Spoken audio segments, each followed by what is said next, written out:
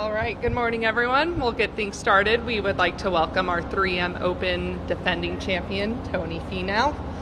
Tony, we're going to start off with just some opening comments on what it was like getting that victory here and having the whole family here for the first time for your win. Yeah, it was amazing. It's nice to be back. Minnesota's a place that I have great memories coming back to. Having my family there last year, walking on the green, I think was one of the highlights of my career up to this point.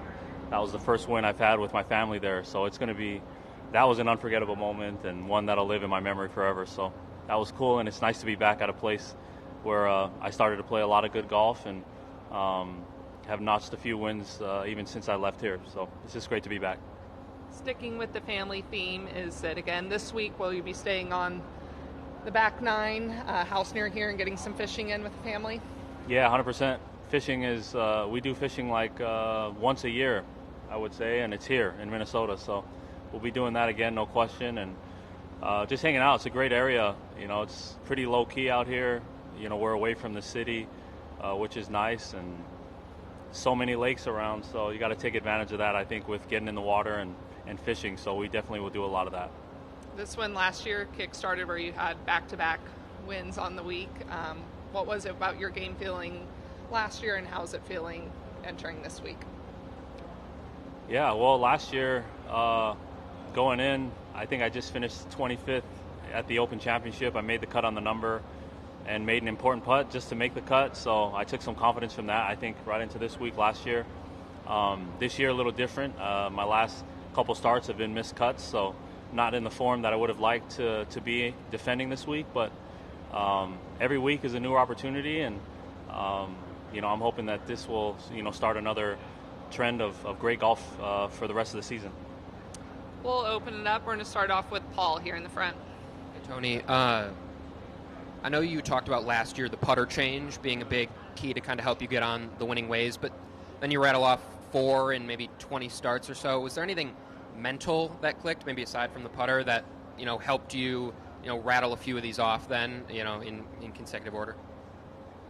Yeah, I think winning just breeds confidence, and after I left here, I had a lot of confidence in what I was doing, and that confidence I've been able to just again notch a few wins since I came here last year, but it all started here. So I think it was just confirmation that I was on the right track and doing the right things. Sometimes you go through a little dry spell of scoring or of winning, and you can start to question a little bit if what you're doing is actually the right thing. So it was just confirmation that it was this year, this time last year. And so that was huge for me. And now I've been able, again, just win a few times even since then.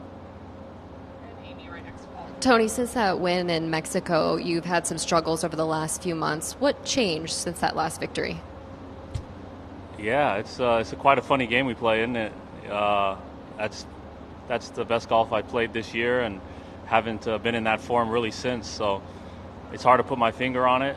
I'm still working at it, trying to get in the best shape of my life, and still trying to do the right things. So the game presents challenges at every turn. No matter what stage of your career you're in. I am at a stage where I have had some nice wins, but haven't had the consistency that I would have liked to see for myself over the year. So again, this time last year I was able to change the way that the year was going and trended, started to trend upward right into the playoffs, and I'm looking to do some of the same starting this week. What specifically have you been working on with your game coming into this week? Well, to me, just more getting in better playing shape. I've been working out a lot more than I have, and working on my body more than anything else. We're at a time in a year where I think the body can get tired and just fatigued. We played a lot of golf up to this point, a lot of high-level golf with the elevated events, the major championships.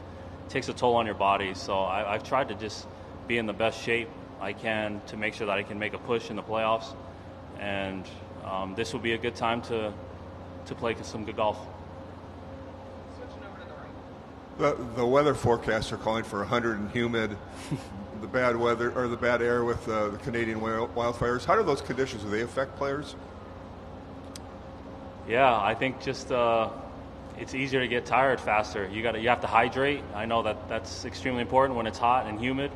You got to stay hydrated. I think it puts a lot of emphasis on your caddy. He's got to carry more water, sometimes more fruit and food, and you just got to eat and stay hydrated. As far as challenges on the golf course is going to dry out extremely fast. So if there's no rain on the forecast or no rain on the golf course, it's going to be extremely firm, and so firm golf courses will present challenges that way as well. How much are you thinking about the Ryder Cup over the next couple weeks? Yeah, the Ryder Cup's always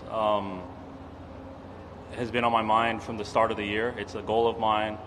I would say any American golfer playing, it's a goal of theirs to be on this team, and that hasn't changed.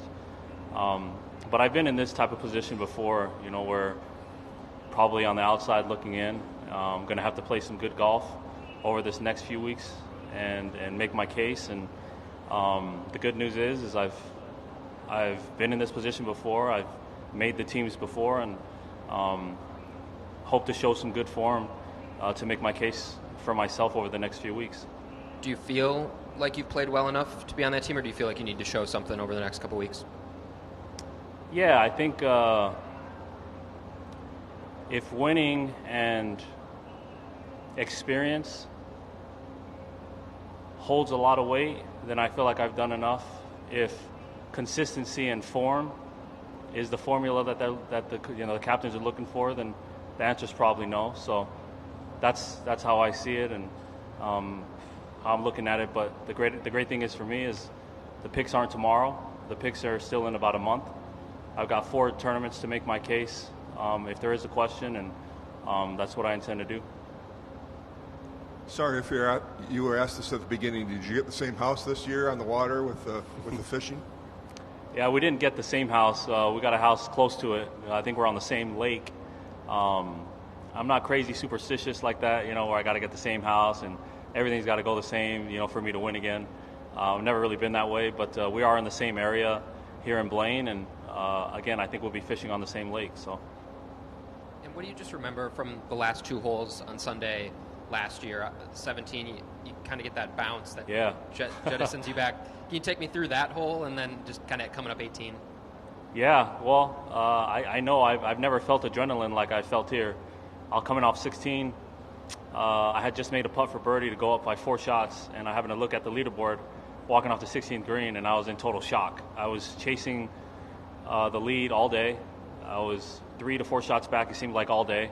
Even after I made a birdie, it seemed like I would still be a few shots back. So I just made 3 birdies in a row on 14, 15, 16, and next thing you know, I was leading by 4 shots. So it was quite the adrenaline running through my body, and I think it was evident on that very next shot. I hit a 6-iron about 230 yards into the wind, so it gives you an idea of how much adrenaline I had. But I got the break that I needed at that time, and I feel like there's always a shot that you can look back on that maybe started a spark in your season or in the win that you had, and it was definitely that shot on 17. That ball could have ended up anywhere and would have put a lot more pressure on me going into 18 to seal the deal.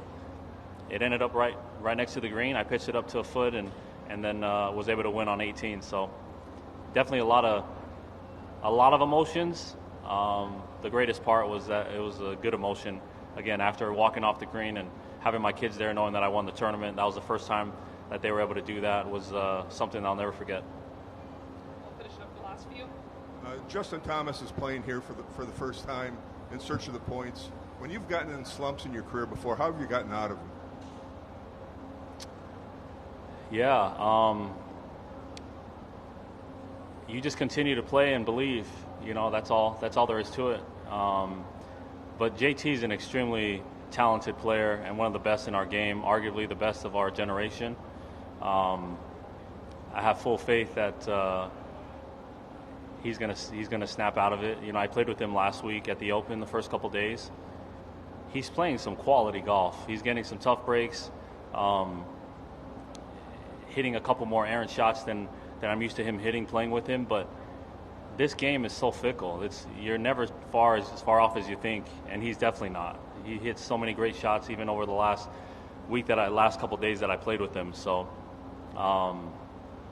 JT's going to be more than fine. He'll find his form, and it's crazy in our sport. You know how fast we forget. You know how great someone like JT is. But you get to appreciate his talent and what he's accomplished to this point in his career more when he's going through a slump like this. So he's done amazing work throughout his career. He'll continue to do that and continue to win tournaments in bunches as we move forward. We'll take final question from Matt in the back. Tony, I remember a couple of months ago you saying that you stuck to a consistent putter grip for the first time throughout a year. I'm wondering, as the results kind of go up and down, does it become hard to stick with a consistent theme like that? Yeah, it's extremely difficult to stick to your guns.